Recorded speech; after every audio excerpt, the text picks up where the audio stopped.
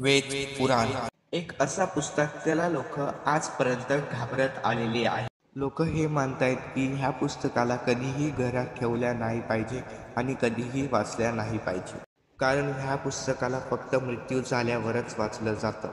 मृत्यू पार्ट 1. एक असं सत्य जे सर्वांना जाणून घ्यायचं असतं. ग्रंथांच्या अनुसार चांगले कर्म करणारे लोक स्वर्गात जातात आणि वाईट कर्म करणारे लोक नरकात मध्ये जातात. जाणून घेऊया एक पुस्तकाच्या बरोबर. त्याचं नाव आहे गरुड पुराण. गरुड पुराण 18 महापुराणामधलं एक आहे. गरुड पुराणचे 2 मेजर पार्ट आहेत, ज्याच्यातलं पहिलं पार्ट विष्णूच्या भक्तीवरती आणि मेडिटेशनवरती लिहिलं गेलं आहे.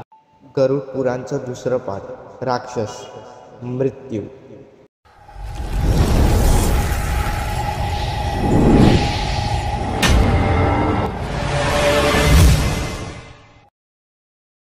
गरुड पुराणमध्ये विष्णूने हे सांगितलं गेलं आहे की यमलोकमध्ये चित्रगुप्तकडे सर्वांची लिस्ट असते. त्या व्यक्तीने किती पुण्य केले आणि किती पाप केले ते पूर्ण सर्व त्या लिस्टमध्ये लिहिलेलं असतं.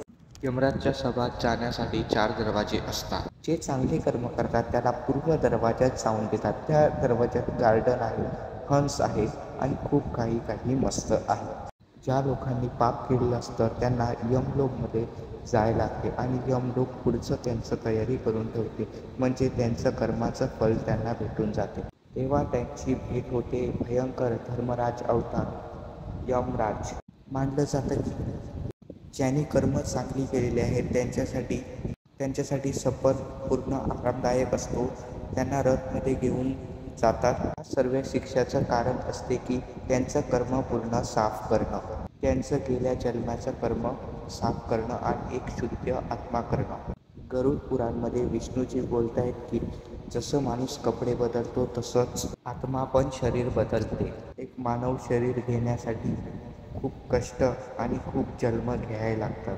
एका जीवाला 84 लाख जन्म घ्यायला लागतात, तेव्हा जाऊन तो माणूस बनतो आणि खूप जन्मानंतर तो किडा किंवा मांजर किंवा काही पुण्य बरोबर होऊन जातात तेव्हा मनुष्य जीवनची प्राप्ती भेटते. गरुड पुराण आपल्याला सांगते की आपल्याला मनुष्य जीवन खूप मेहनतीने भेटले आणि हे मनुष्य जीवन कसं जगायचं ते, या जीवनाला कसं जगायचं.